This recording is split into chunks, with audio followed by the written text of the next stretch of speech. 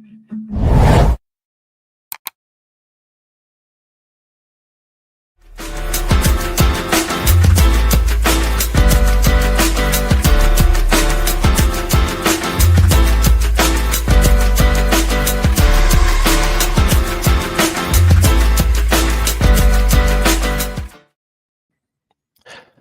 is going on, everybody? Good morning. Welcome to Bucco Brew, powered by DeFair Coffee and Tea. I'm Jim. Usually Donardo is with me, but I don't think he woke up on time this morning. So we're gonna do this show solo. Hopefully he wakes up here eventually. You can yell at him too.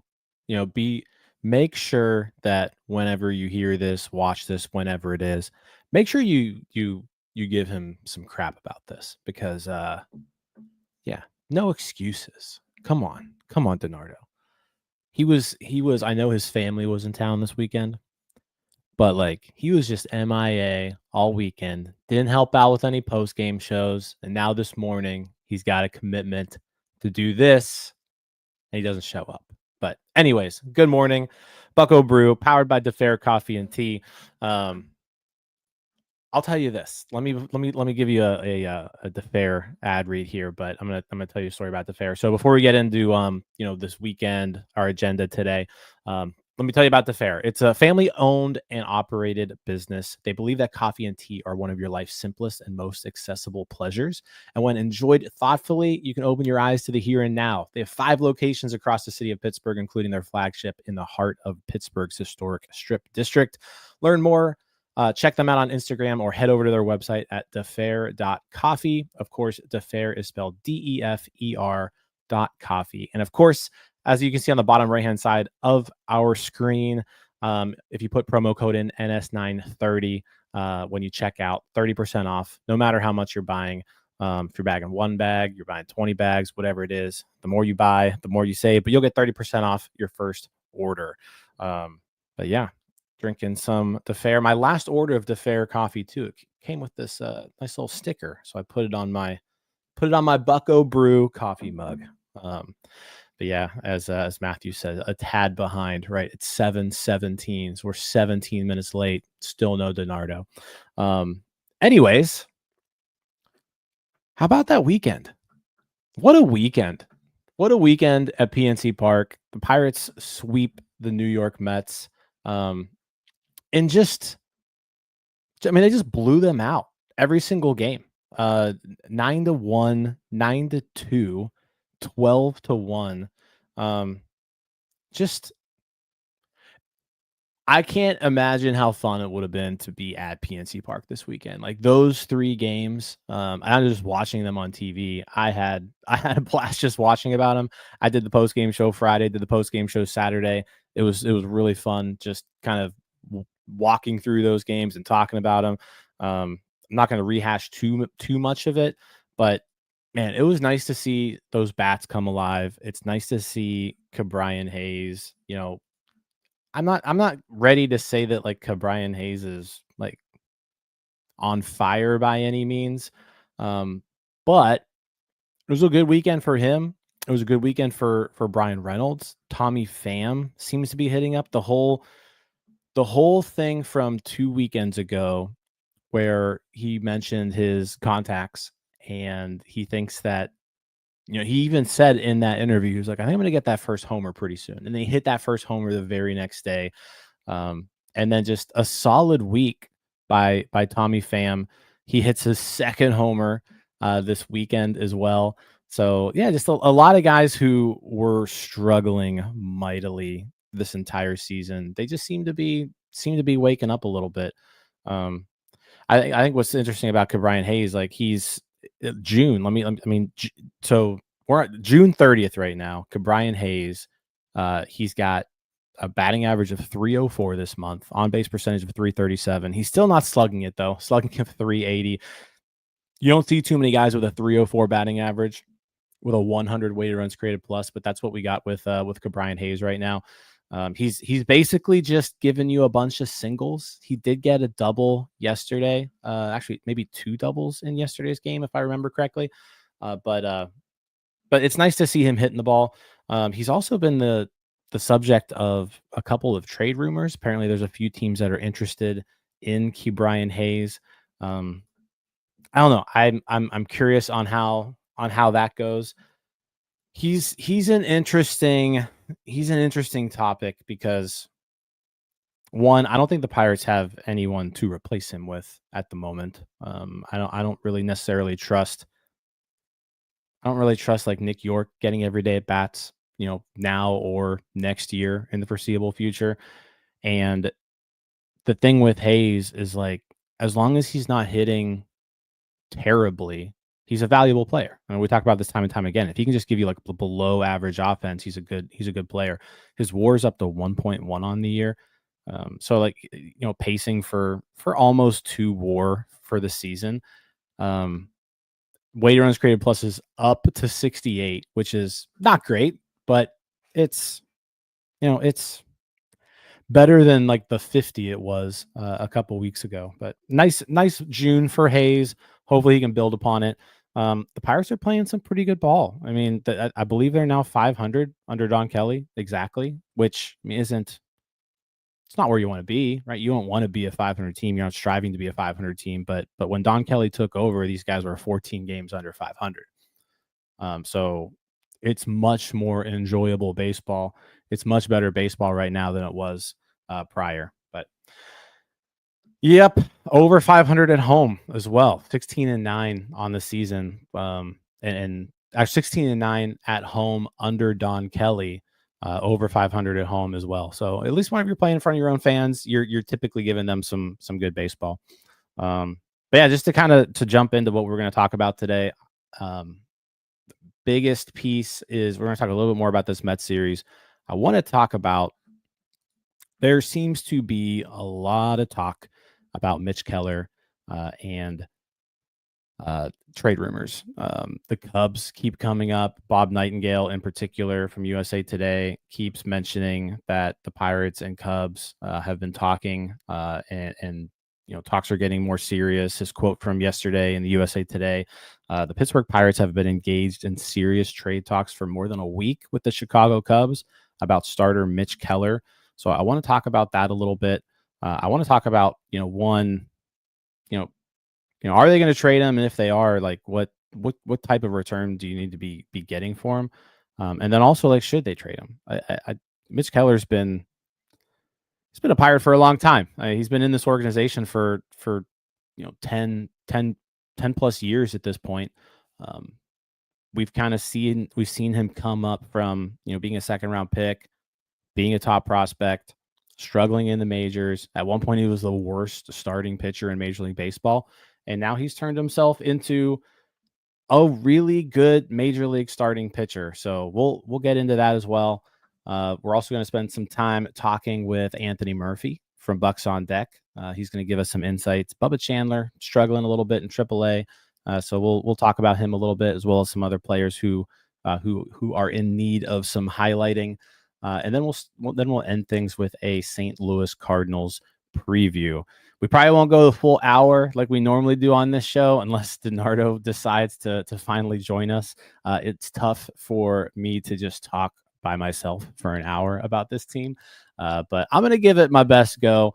So I appreciate you guys. If you're in the comments or if you're watching live, feel free to include some chat, some chats in there. I'll bring them on the screen here and we can talk about them. But I want to know your thoughts about the Mets series. If any of you were at the games, what were the vibes like? It was funny. There seemed to be a lot of Mets fans at the game. It's a pretty easy trip if you're a Mets fan. Hey, who doesn't want to visit Pittsburgh? So yeah, a bunch of people from New York coming down into the city. I mean, there were a few thousand Mets fans that basically came down to this series in Pittsburgh this weekend, and they spent a lot of money. They bought a bunch of tickets, but they didn't see any wins. They saw a bunch of Pirates runs and a bunch of blowouts. So that was good to see. Some things too I want to just highlight from this series. I want to talk about how the bullpen did, like especially on Saturday. Like I said, I know the offense is going to be like the main thing to discuss this weekend, but let's talk about Friday. Friday, the Pirates bullpen goes 3 2/3 scoreless innings. They only give up one hit. That was Matson, Cabrera, Shugart got involved on that one. That was the night Matson just basically overpowered Mets hitters with just throwing fastball after fastball after fastball. So that was super fun to watch. That game was still pretty close at the time when he came in. And then Saturday, the bullpen comes in, goes 7 1/3 innings after the rain delay. Bailey Falter, gets pulled after the inning in 2/3 because of the hour delay. And Ashcraft, Santana, Ferguson, and Bednar go 7 1/3 innings. They gave up just 6 hits, 1 run, 2 walks, strike out 8. Just outstanding bullpen usage too by Don Kelly, I thought, in that game. That game was close, like pretty much. I mean, the final score didn't indicate it, but that was a really close game all the way throughout. The Pirates didn't pull away there until the 8th, but like those, you were able to somehow get 7 2/3 innings out of the 4 relievers in your bullpen who you probably feel best about. Like you got some length out of Ashcraft coming out of the delay with 2 2/3. And then like bringing in Santana in the 5th inning, like that was just something where I don't know. I feel like we talk about the managerial change and like what it means. And the main thing that I've seen so far, like there's been a few things on the field that have been different, but you can obviously tell like the players have responded well to Don Kelly being the manager. But as far as that game goes, one of the better managed games, maybe perhaps the best game Don Kelly's managed so far this year. In that 5th inning, the game got to within, it was a 3-2 game. He brings in Santana in the 5th to close the door. That's just something I don't think you would have seen Derek Shelton do. Like I don't think you would have seen Derek Shelton put in Dennis Santana in the 5th inning. We would have seen Chase Shugart, or we would have seen Carmen Mlodzinski. Like we would have seen someone different, I think. So, and it was outstanding. It worked. It stopped the Mets right there, stopped any sort of momentum that they had. Then Santana went out and pitched the scoreless 6th. And then he was able to bring in, Ferguson and Bednar to close things out. So, man, it was a really, really good weekend for the Pirates, but it was also a really, really good weekend for Don Kelly. I thought, like I said, one of the better managed games I can recall. Just kind of watching the Pirates. And then Sunday again, bullpen goes 4 2/3 after Burrows gives you 4 1/3 innings. And doesn't give up a run. So like the entire bullpen, they pitched quite a bit this weekend, gave up a grand total of 1 run throughout their 3 games. And you look at the opposite, like the Mets bullpen collapsed. Tidwell on Friday gave up 4 runs.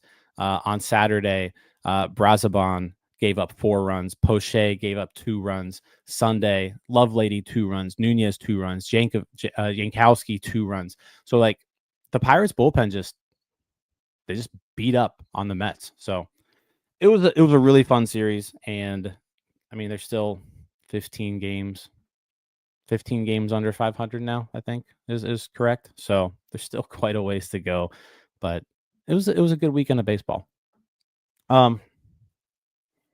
Let's shift gears to Mitch Keller. Vineos says, I'm not against trading Keller, but the Cubs do not have any player that can help this team during Skeen's timetable. I'm in the same boat with Keller. I'm not against it. I'm not completely anti-trade Mitch Keller. I think trading Mitch Keller does a few things for you that are positive. One, he is paid quite a bit. Not necessarily relative to the rest of the league, but in Pittsburgh Pirates standards, he's a highly compensated player for them. And that's what also makes him valuable, is like he's relative to like who Mitch Keller is, and you compare him to other starting pitchers in his caliber, he's quite affordable. and also quite reliable. Right now, he's 19th in Major League Baseball in WAR with 2.1. He's actually tied with Nick Pivetta at 18th. Innings pitched, he's 13th in the majors.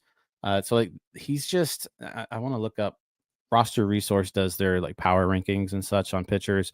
They list Mitch Keller currently as the 42nd best starting pitcher in Major League Baseball.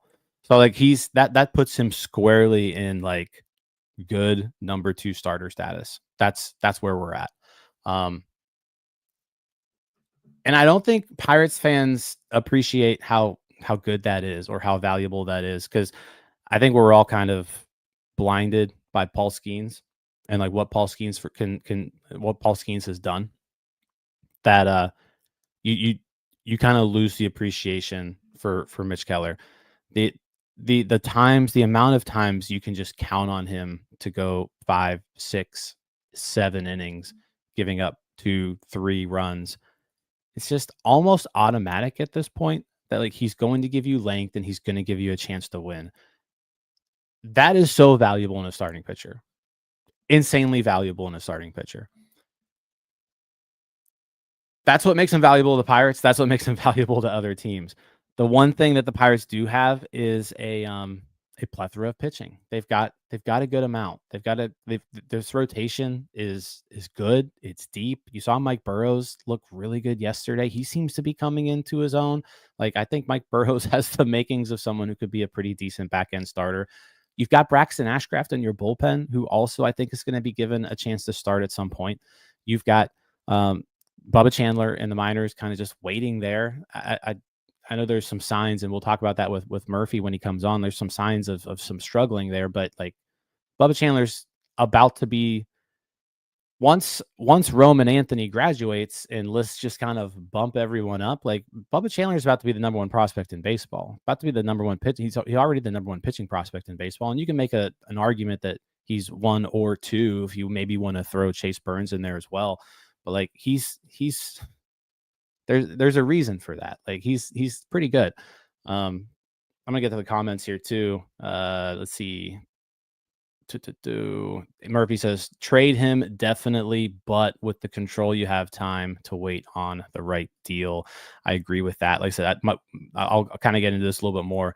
I think if you're going to trade Mitch Keller, it's gotta basically be the perfect deal. Nathan says, what worries me about trading Keller is a position of depth could quickly become a weakness if the prospects don't hit in the majors. That's another good point, and that's something that Ben Cherington spoke about in his press conference on Saturday. He did mention that you've got pitching depth until you don't. Was his quote. So. Yeah, I mean, he said you have pitching depth until you don't. He says we're not anxious to trade pitching to do it. We just have to be opportunistic. If the return is a younger player, I wouldn't read anything into that. Our focus is to win more games as fast as we can. So, like he did mention about like they've got some pitching to trade, but you still got to do it carefully because it's a strength now, but it's a strength now doesn't necessarily mean it's going to be a strength later. Jeremy says, Wilyer Abreu plus or Jordan Westburg plus are the names that interest me the most. Matthew, I don't think we have the payroll money to acquire an impact bat through free agency or trade. Pit City, please trade Keller for a good bat ASAP. Keller value is high right now. Even a mid-rotation guy at the money Keller makes is insanely valuable, is what Murphy says.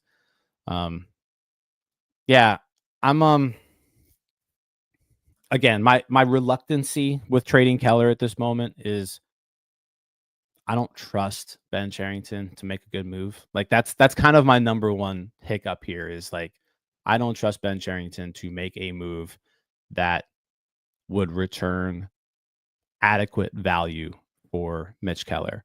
I would much rather trust a new GM who comes in over the offseason to do it as opposed to at the trade deadline here. I also am kind of thinking more and more that Ben Cherington might be back next year. And if Ben Cherington's back next year, then, then we don't really have a choice. That still remains to be seen. I don't want Ben Cherington back next year, but I could foresee a situation where this baseball team plays good enough under Don Kelly that the Pirates decide to sort of just run it back one more year. I could see that happening. But to go back to Keller, he's very valuable. He's very valuable to the Pirates. He's very valuable to other teams. He's the one guy on this team who's quote unquote available that I think you could get something pretty decent in return for. And so the pros to trading Keller is, yeah, you get to free up a little bit of money to play around with. And you could potentially use Keller to address one of your many, many needs when it comes to offense. The problem with trading Keller right now is that if you are a contending team, you're probably wanting to give away prospects as opposed to players who can help you out at the major league level. And I think if you're the Pirates, if you're going to trade Keller, you can't trade Keller for, even if it's a top prospect. Like let's just look at the Cubs, for example, right? Like if you're trading Mitch Keller to the Cubs, Jefferson Rojas can't be the main guy back in your deal, right? I mean, Jefferson Rojas is a top 100 prospect, middle infield prospect for the Cubs. He's in high A ball right now. Like somebody like that can't be the guy that comes back because Jefferson Rojas isn't helping you in 2026. Jefferson Rojas is maybe helping you in 2027 if like everything goes perfect. So like you can't. So it really limits like the type of guys that you can get back. If so, now the Cubs do have a bunch of guys who are, kind of right on the precipice of the majors, and John brings up one like Owen Casey, comes to mind. The issue with the Cubs AAA prospects, and there's a bunch, Owen Casey, Moises Ballesteros, James Triantos, Kevin Alcantara, like those guys are all major league ready. Matt Shaw is in the majors. It's just all of those guys have like some sort of wart that comes with them, some sort of red flag where it's like, do you want to trade Keller for somebody with that many question marks? Like you look at a guy like Kevin Alcantara, who out of all of the guys the Cubs have to offer, let's assume Shaw. I do like Matt Shaw. He's struggled though this first year in the majors. But like out of all the guys the Cubs have to offer, I think I like Alcantara the best because even if he doesn't hit, like the defense and the speed are good enough. Like the defense is good enough that he doesn't need to be a great hitter to be a productive major leaguer. I think he's going to end up being a pretty good ball player just because of his all around skill set. His hitting though is a question mark. Like he's got a 30 hit total on Fangraphs. The power is real. The athleticism is real. He's got a ton of potential. He's only 22 years old. But like plays good defense, plays center field. So that means he can basically play anywhere in the outfield if you need him to. But like a guy like that, it's like not enough. I'm going to need almost a sure thing here where like, if I get this guy back for Keller, I can plug them into my lineup and he's going to hit. And Owen Casey is probably the best hitter. And Ballesteros is up there too. Ballesteros can't really play at any positions. So he really loses a bunch of value. But like Owen Casey, for example, on the Cubs, and I'm talking about the Cubs a lot here because that's who the rumor's with. Owen Casey is the guy who can like, he mashes, right? He's a power hitter, corner, outfielder, power hitter. He just strikes out a ton. So like, again, like there's all these guys have some sort of wart. Maybe if you packaged them all together and it was like Casey, Alcantara, Shaw, like then you're at least getting three guys and you hope one of them pans out. But I just don't want to go through hoping on guys that have a bunch of red flags. And I think that's where we would be. That's the position that we would be in if we made a deal with the Cubs. I just don't think the Cubs have a package right now that makes sense for the Pirates. All of these guys, I like parts of their game, but there's something about all of them where it just gives you a little bit of hesitancy to trade a really, really valuable trade piece in Mitch Keller. So I'm reluctant to trade Keller at the deadline, because when you trade Keller at the deadline, it means your pool is a little bit more limited. There's only so many teams who are competing the last 2 months of the year. Whereas if you are going to trade Keller, it may make more sense to do it in the offseason when you've got a larger pool of teams with hope and dreams for 2026 to win some ball games. So you can maybe drive the cost of him up a little bit more. He still has a ton of control. 4 years left on his deal. So like, this isn't a guy who like you need to be in a hurry to trade him. But I think there's the possibility here that if you trade Keller, you could get something really good in return. I just don't like the Cubs as a trade partner. They're the team that keeps popping up, and I don't love it. I don't love it. Ben Cherington said too, he doesn't really necessarily mind trading within division as long as the fit is right.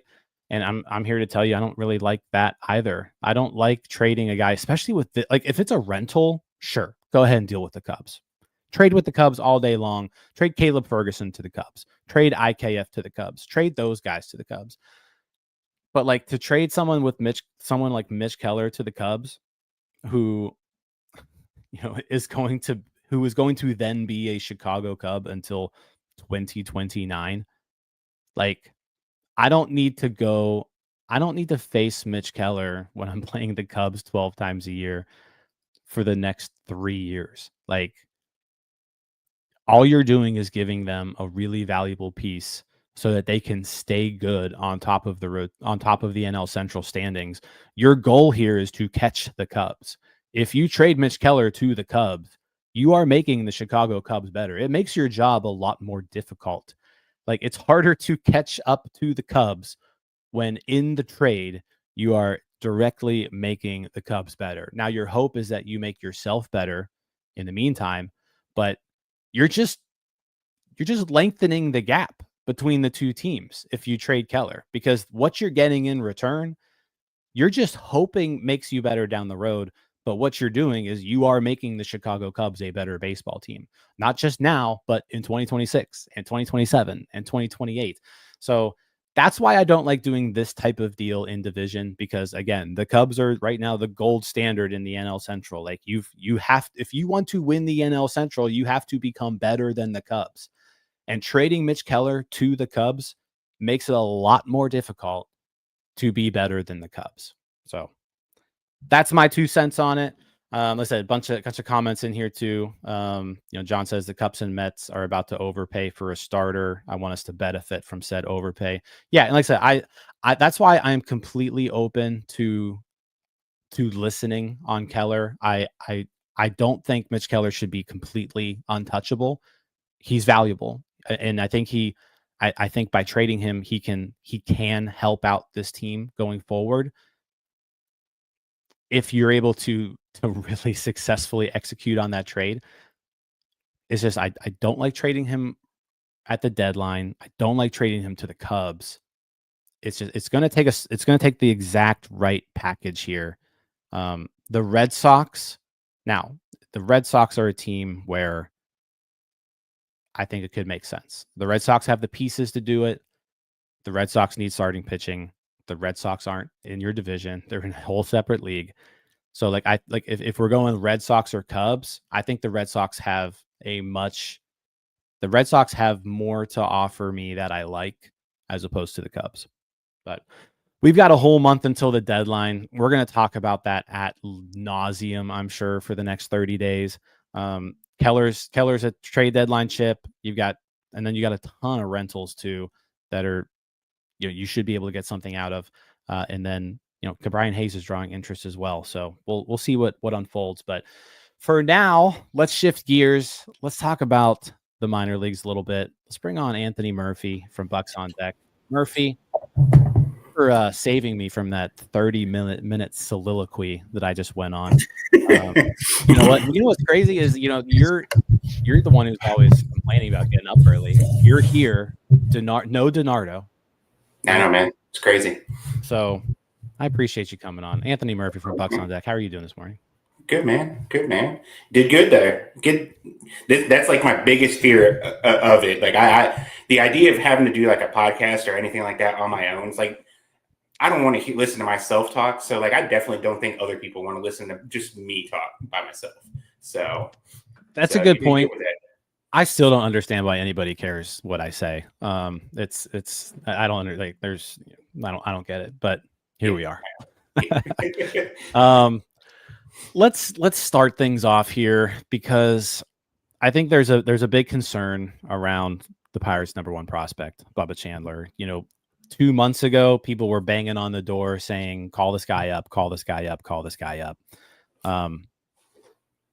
Now it's like, yeah, maybe we need to pump the brakes a little bit. In the month of, I mean, let me pull up his stats here. I don't know if you've got him pulled up here, but it's been rough. It's been rough his last few starts. So I mean, just looking at his game log here, starting really in May, kind of. I mean, May, he went 2 2/3 against Columbus, gave up 3 runs, walked 4. He's got 4 walks, 3 walks, 2 walks, 4 walks, 1 walk, 1 walk, 4 walks, 1 walk, 2 walks, 4 walks. The command just seemed to like get away from him for a bit. The strikeouts are still coming.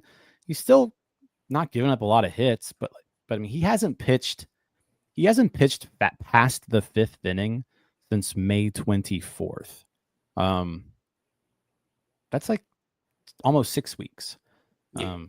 So like what's going on with Bubba Chandler, and what should our concern meter look like right now? For me personally, I'm not overly concerned at all.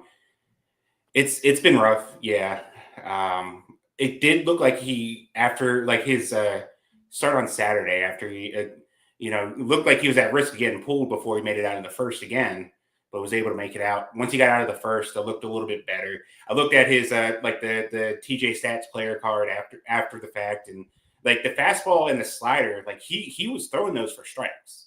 It was like the changeup and like the curveball that he was really struggling to locate. And then like the curveball, he doesn't even throw it that much anyways. That's kind of just like a show me pitch kind of thing.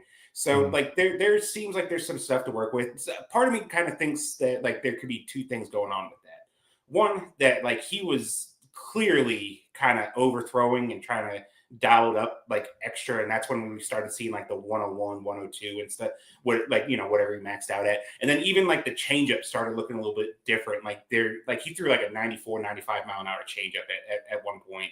And so maybe he just kind of gassed himself out. And I think, and so like maybe he's just dealing with like a little bit of a like arm fatigue or just like he's just a little bit tired overall. And then he started missing the spots. Another thing that kind of came to that I kind of thought of is like last year he dealt with, because like when he was in high school, he broke like what was like his funny bone when he was in high school. And he said like every now and again he deals with like some issues with that. And he went on the injured list last year for a week because of it. And when he came back, that's when he kind of like turned it on and kind of took things to another level. So I'm wondering maybe if there's a chance that that's giving him a problem. I would think that if that's giving him a problem, like they would have done something by now. But I guess maybe, scrambling for answers kind of thing. I guess you can't take everything off the table. But I'm not overly concerned with this right now. He's had a history of this kind of to where like the control would kind of flare up, and he's always made the adjustment to get things going. And I think he'll get there eventually. Yeah, I mean, looking at kind of just numbers, strikeout rate seems to be, normal for him. It's not that, it's just like the walk rate is a tiny bit up. Batting average is a tiny bit up, but it's still, I mean, it's 212. Opponent's average is 212, so it's still not like people are hitting him. Yeah, I guess right now the good news is if you're the Pirates, like you don't necessarily need him. So that kind of speaks to the strength that they have with the pitching staff. They can kind of allow him to work through this. If you're the Pirates, though, like if Bubba Chandler puts together, say, 2-3 good starts in a row, like is that when it's like, okay, it's time? Like, do you need to see a lot of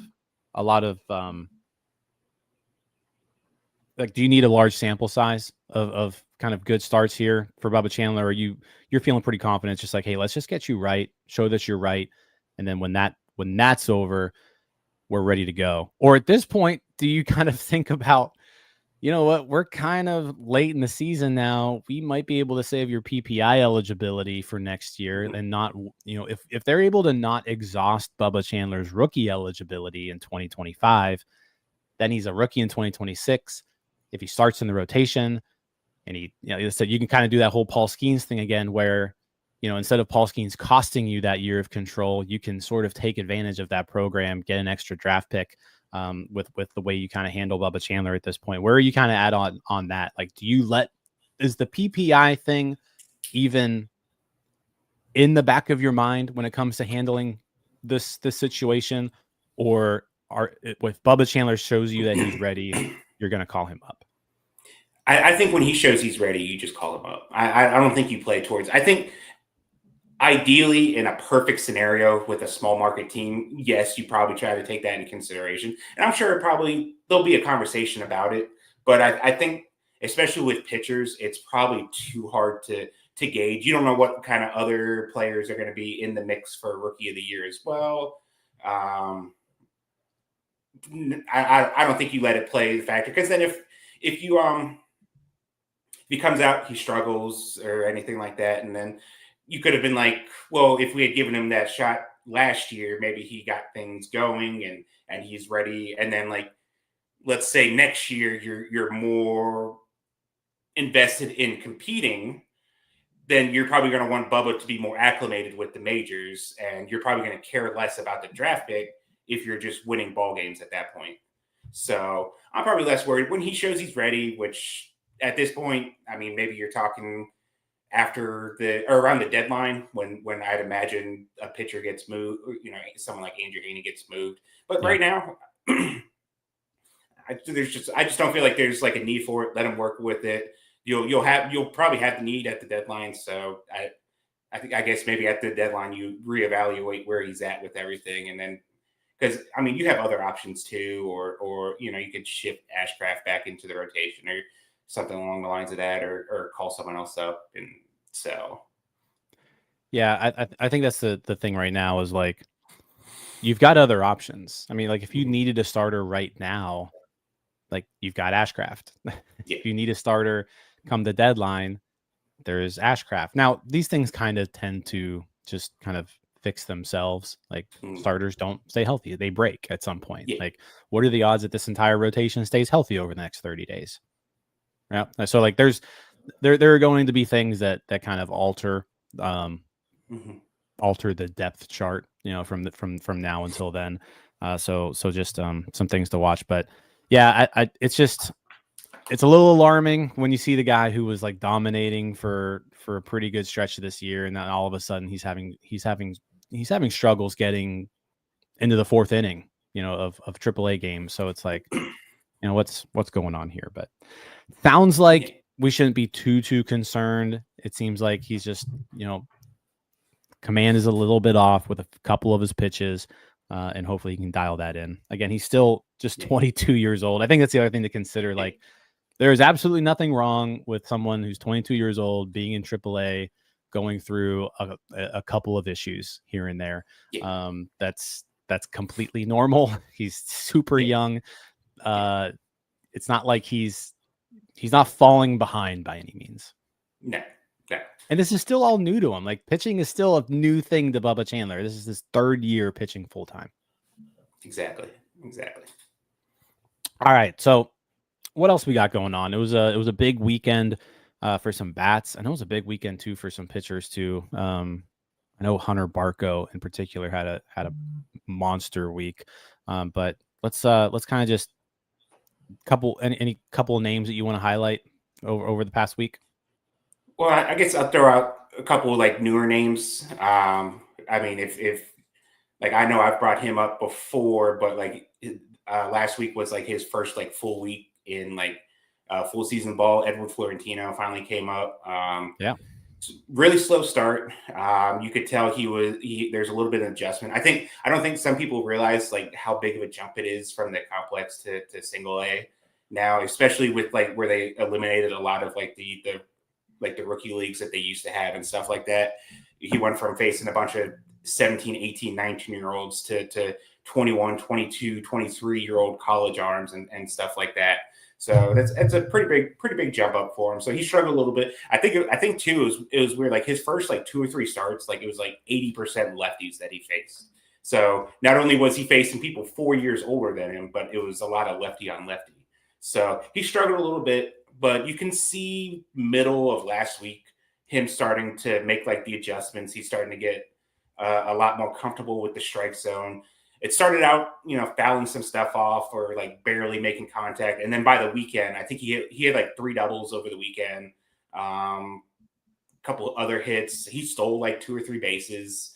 But I think the thing that stood out to me the most, because like I've seen him hit, I know he's a pretty good hitter. I knew he would make the adjustments. Nothing about those strikeouts that he had early on was like something that raised alarms for me. It was more of like I looked at the at bat and like, okay, well, this is just him feeling out the level kind of stuff.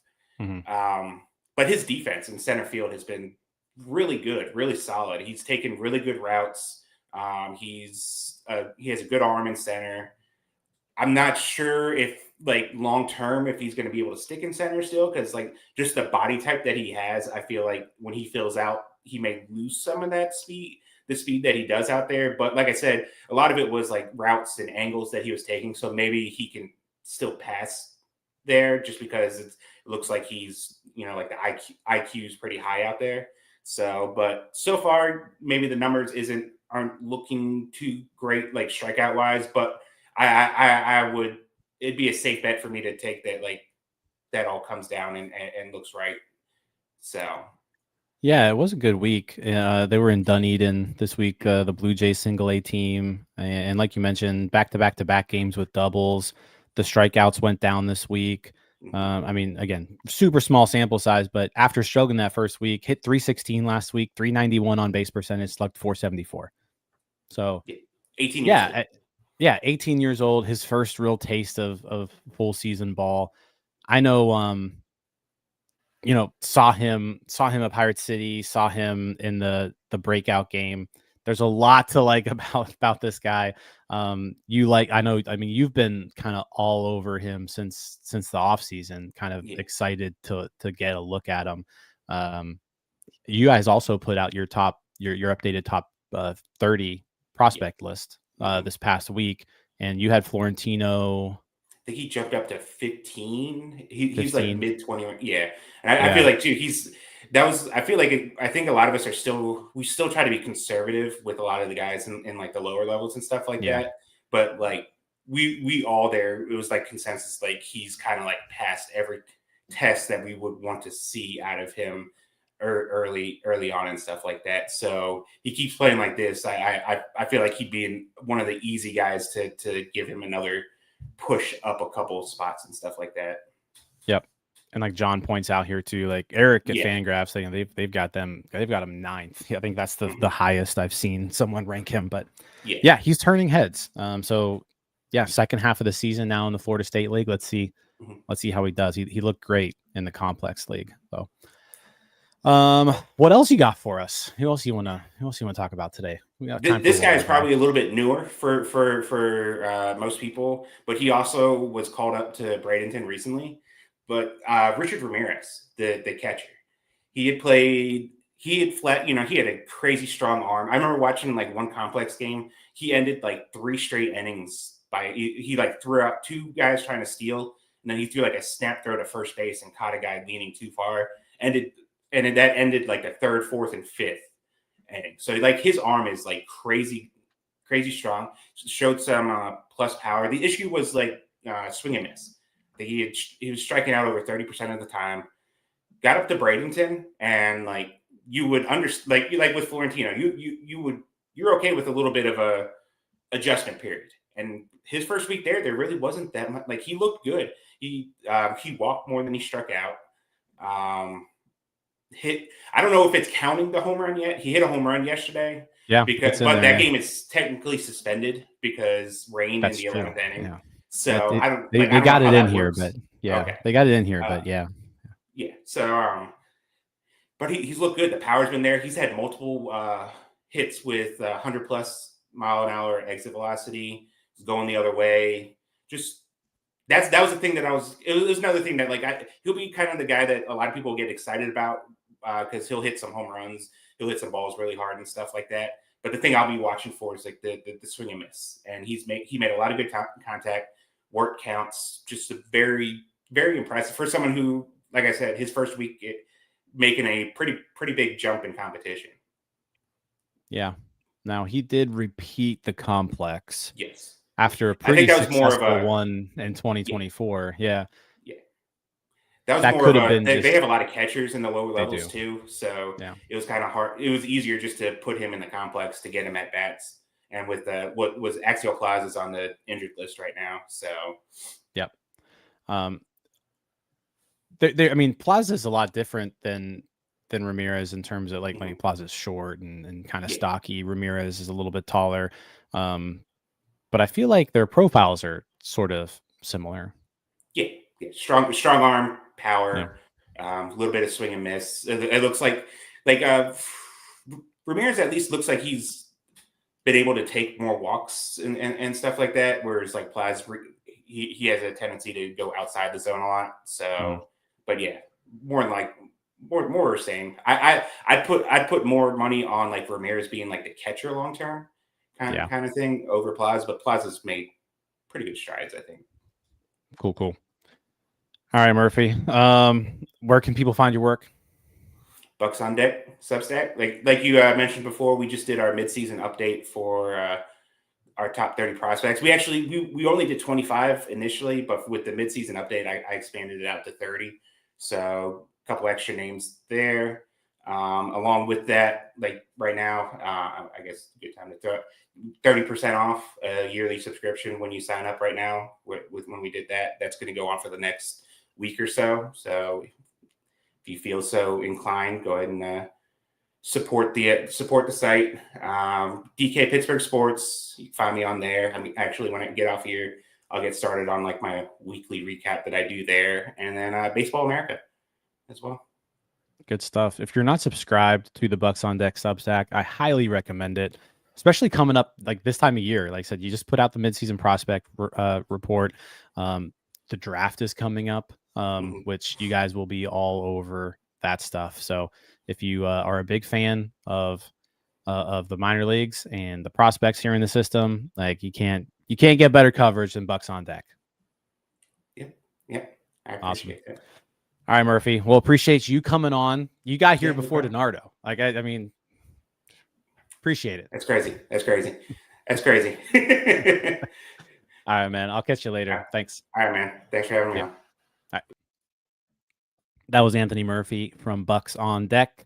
Again, like if you're not subscribed, I highly recommend it. I think it's like $5 a month, but he just mentioned 30% off. So that takes it down to what? My math here. Fuzzy math, $3.50 a month. Can't beat it. $3.50 a month. You get emails directly sent to you every day about the Pirates system. They cover everything from the Dominican Summer League to the majors. I can't recommend it enough. Highly recommend signing up. You're not going to get better value for $3.50 a month than you are from those guys. All right. Pirates Cardinals coming up this week. Let's talk about that a little bit. I don't think the Pirates have announced their rotation yet, but it looks like it's going to line up Heaney, Skeens, Keller, and that's going to be against Eric Fetty, Andre Payante, and Sonny Gray. So that's what it's looking like right now. Home series, which is good. The Pirates have looked good at home lately. But I mean, this is a Cardinals team that's playing fairly well. I don't think any of us would have expected the St. Louis Cardinals to be 9 games over 500 at this point. With how good the Cubs are playing, the Cardinals are only 2.5 games back of the Cubs. So they're playing some good ball. They've won 3 in a row, just like the Pirates have. They've won 7 of their last 10. it's just a well, the team's just playing well. I mean, you look kind of up and down the lineup. Like Brendan Donovan's having a solid season. Mason Wynn isn't having, you know, you would have, if you're a Cardinals fan, you would have hoped for maybe a little bit bigger jump offensively from last year, but it's still a pretty good offensive season, and he's playing Gold Glove caliber defense at shortstop. Alec Burleson, um, who's been like these are just the thing. Like the Cardinals get such good value out of these draft picks. I feel like Burleson, second round pick in 2020, he's got a 123 weighted runs created plus. Like these are guys who would be the best hitters on the Pirates if they were Pittsburgh Pirates. Wilson Contreras, we all know about him. He's been in the division forever. Lars Nootbaar is having a good season. He's back off the IL again. Like Nolan Arenado, not hitting as well as you would expect him to, but again, still playing a pretty solid season for a 34-year-old. Nolan Gorman's the one guy who is, he's hitting the ball though, but he's, this is just a good team. Just a good team. Up and down the lineup, it's deep. They can hit, they can field. I guess pitching wise, like Sonny Gray's having a really, really good year. Eric Fetty, coming back. I think this is his second year back now after going to the KBO for a year. He's not having as good of a season this year as he did last year, but he's been respectable. If there is one thing here that the Pirates can maybe get to, it's that, they get Fetty and they get Payante before they have to face Sonny Gray in that last game. And if the bats can stay hot, like those are two pitchers that they're not necessarily outstanding. I mean, they're probably both major league caliber starting pitchers, but they're both back end of the rotation arms. Sonny Gray is absolutely an ace in pretty much every way. He's having an outstanding season, but yeah, not having to face Liberatore and only having to face Gray when it comes to like their 1-2 punch that they've got is good. And you got Skeens going. I mean, like if you look at kind of just how things are lining up here, Skeens versus Andre Payante, like that's a game that you have to win that game. Like you've got the best pitcher in baseball going up against just a guy. Like you got to win that game. You got to figure out a way to do it. And then I guess the toss-up would be tonight's game between Heaney and Fetty. Like anything could happen there. Those are two back into the rotation arms. Like I said, hopefully the Pirates bats stay hot because this is a Cardinals team that's capable of scoring some runs. And the Cardinals have scored 106 more runs than the Pirates right now. So yeah, they're going to have to do a good job. Hopefully hopefully the starting pitchers can give you a little bit of length this week because the bullpen did pitch a lot this weekend. So, hopefully Heaney's been struggling a little bit. I think that's pretty well known. He hasn't gone more than 4 innings in either of his last 2 starts. His last 2 starts, 4 innings, 7 earned runs in each start. So look, we need Andrew Heaney to bounce back in this one. Need him to give us some innings because bullpen's a little bit taxed. They're also an arm short. Dennis Santana started his 3-game suspension yesterday, so that bullpen is going to be 1 arm short for this, at least for today and tomorrow, until they get Santana back on Wednesday. So we're gonna need Heaney to throw some innings. Gonna need Skeens to throw some innings, and gonna need the arms that are in there to do something. But I mean, home series, you always like it. And I mean, a series where you get to line up where you get to line up Skeens and Keller, like you're going to have a chance to win this series and, maybe play a little bit of spoiler. The Cardinals are squarely, I said, they're a surprise team. If the season ended right now, the St. Louis Cardinals would be in the playoffs. They'd be the 3rd wild card team ahead of San Diego and San Francisco. So they're playing well. I don't think any of us like the Cardinals. So if the Pirates can do anything to knock them down a peg or two in that playoff race, we'll take that. But we'll have the post game shows for you tonight, tomorrow, and Wednesday. Outside that, like, I don't really have a whole lot more to talk about. Thank you guys for just listening to me ramble here for 55 minutes. I appreciate Murphy coming on and talking prospects for a little bit. We've got a really big announcement coming to on Wednesday, so make sure Wednesday night you're watching NS9 Live. We've got a special announcement for you guys Wednesday night that I am super excited about. If you've made it this far, like the video, subscribe to the page, all that good stuff. I promise you, normally this is a little bit better because we get back and forth banter, but like I said, I appreciate you just kind of letting me talk for a while. Everybody who was in the chat commenting, you guys rock. If you're listening or watching this after the fact, leave a comment, leave a review, rate the show. Make sure you bash DiNardo in the comments too. Like in the comment section, just bash him. Be like, hey, it's 8:10 a.m. DiNardo. What are you doing? Why are you still asleep? So yeah, make sure you get him in the comments. That's all I got for you though. Like I said, nice weekend followed up by hopefully a good series coming up here against the Cardinals. I'll talk to you all later. I think I got the post game show tonight. So yeah, you'll be hearing more of me here in a few hours, but that's all I got for you guys. Peace out. All right, that wraps up this episode of North Shore 9. Thanks so much for tuning in, whether you're listening on the podcast or catching us on YouTube. If you enjoyed the show, please give this video a thumbs up, and don't forget to hit that subscribe button if you haven't already. It really helps us grow. And if you're listening on the podcast, a quick review goes a long way in helping others find the show. Plus, be sure to tell a friend about us. There's always room for more here in the NS9 community. And for those looking to support us a little more, consider joining our Patreon, become an MVP member, and get exclusive perks while helping us continue to bring you more of the Pirates content you love. Thanks again for all your support, and let's go Bucs.